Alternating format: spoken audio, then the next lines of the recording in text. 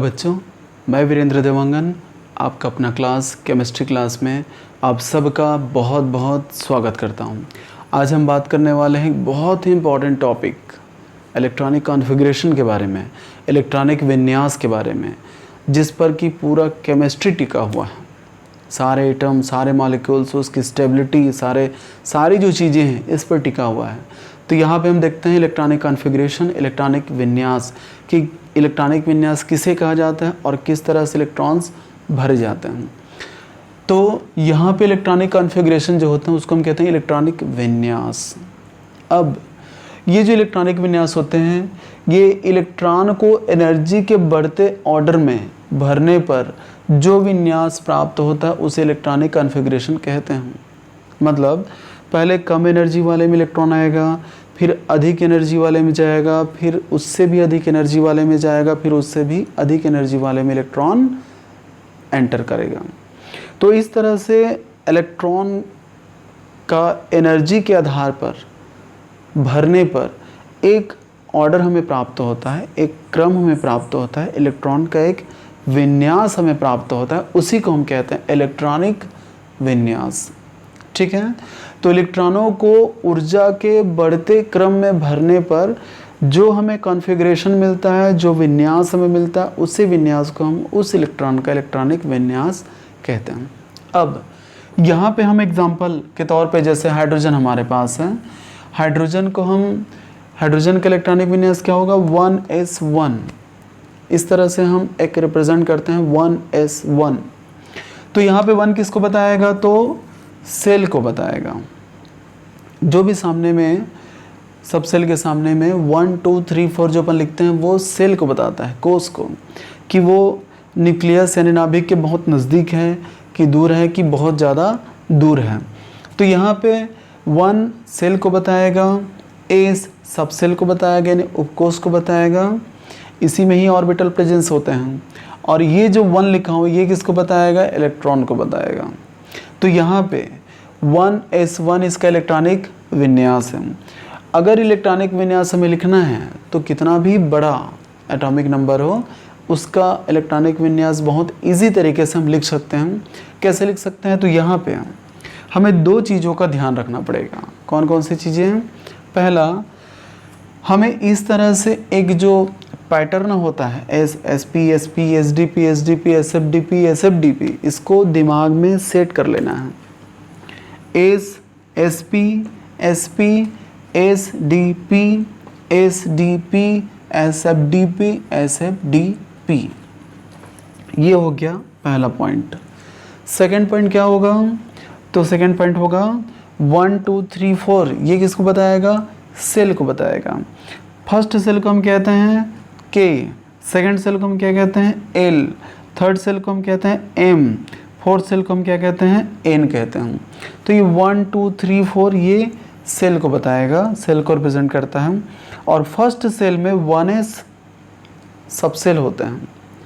अगर हम दूसरे सेल के बारे में बात करें तो इसमें 2s और 2p 2 सब सेल मिलेंगे। अगर हम थर्ड सेल के बारे में बात करें तो इसमें s p और d 3 सब सेल मिलेंगे। अगर हम फोर्थ सेल के बारे में बात करें तो फोर्थ सेल में क्या होगा 1 2 3 4 सब सेल मिलेंगे। तो फर्स्ट सब सेल में क्या होगा, 2 इलेक्ट्रॉन्स रहेंगे। फर्स्ट सेल में 2 इलेक्ट्रॉन, सेकेंड सेल में क्या रहेंगे 8 इलेक्ट्रॉन, थर्ड सेल में क्या रहेगा 18 और फोर्थ सेल में क्या रहेंगे 32। ऐसा क्यों होगा, तो एस में हमें पता है कि हमेशा 2 इलेक्ट्रॉन भरे जाते हैं। यहाँ पे एस में भी क्या होगा 2 इलेक्ट्रॉन, यहाँ पी में कितने 6, तो यहाँ 2 इलेक्ट्रॉन इसलिए 2, इसमें एस पी है तो एस में 2 पी में 6, तो 2 + 6 = 8। अब थर्ड सेल के बारे में बात करें तो यहाँ पे क्या होगा 2 6 10, तो 2 + 6 + 10 = 18।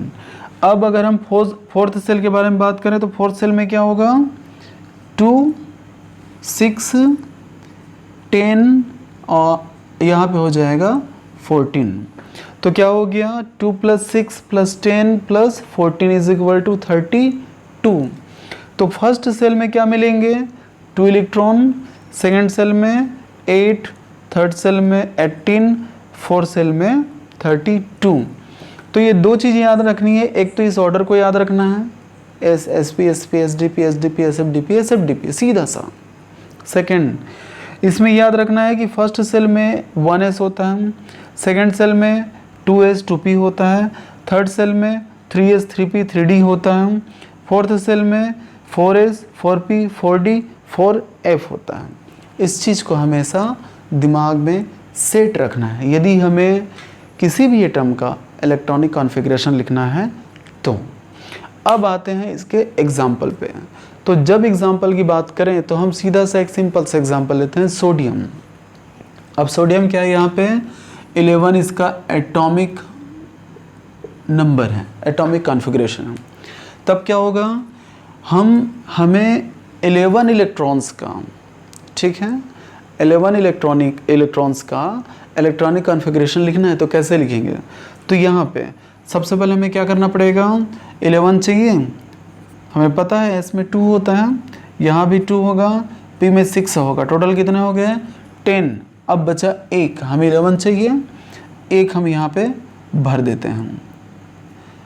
S में 2 होता है लेकिन हमें चूँकि 11 चाहिए, इसको टोटल किया तो 10 हो गया, इसको मिला के 11 हो गया।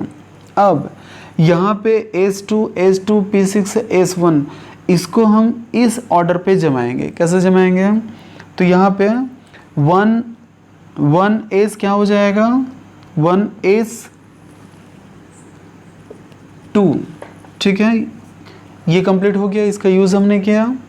अब क्या करेंगे, दूसरे सेल पे आएंगे, पहला सेल तो भर गया, अब सेकंड सेल पे आएंगे तो सेकंड सेल में क्या होगा 2S 2P, तो 2S ये हो गया और 2P ये हो गया, ये भी भरा हुआ है, तो 2S2 2P 6। अब ये सेकंड सेल कंप्लीट है। अब आते हैं थर्ड सेल पे। थर्ड सेल में क्या होगा, तो 3S2, तो यहाँ पे 3S2 हमारे पास सिर्फ सिंगल इलेक्ट्रॉन है, तब क्या हो जाएगा 3S1। क्लियर है। तो इस तरह से ये दो चीज़ें अगर याद हैं तो चाहे यूरेनियम का हो चाहे थोरियम का हो, किसी भी बड़े से बड़े एटम का आप इलेक्ट्रॉनिक कॉन्फ़िगरेशन लिख सकते हैं, बहुत ही इजी तरीके से आप लिख सकते हैं।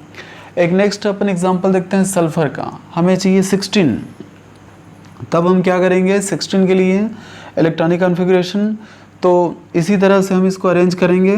फिर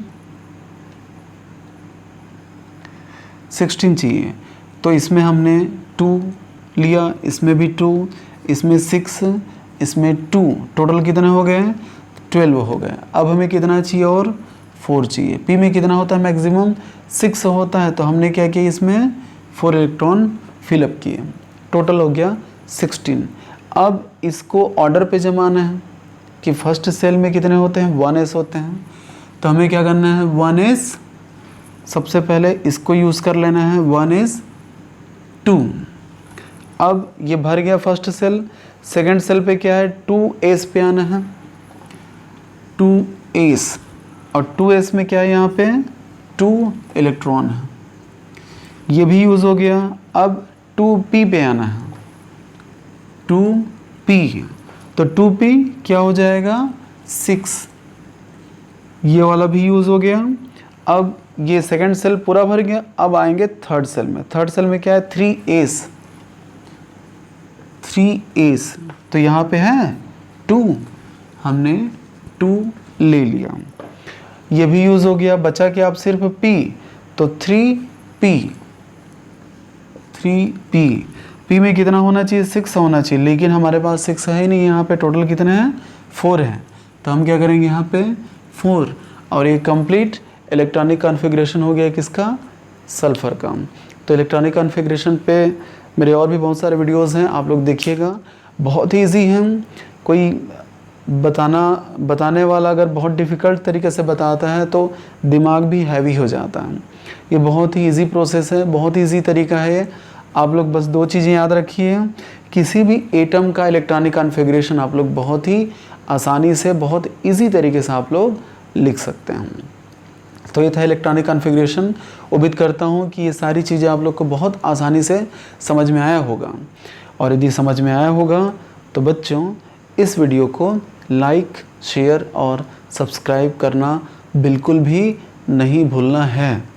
और कंटिन्यू मेरे सारे वीडियोस आप लोग देखिए, वॉच कीजिए, आप लोग की केमिस्ट्री बहुत स्ट्रॉन्ग हो जाएगी, क्योंकि सारे बेसिक चीज़ों को मैं लेके चल रहा हूँ।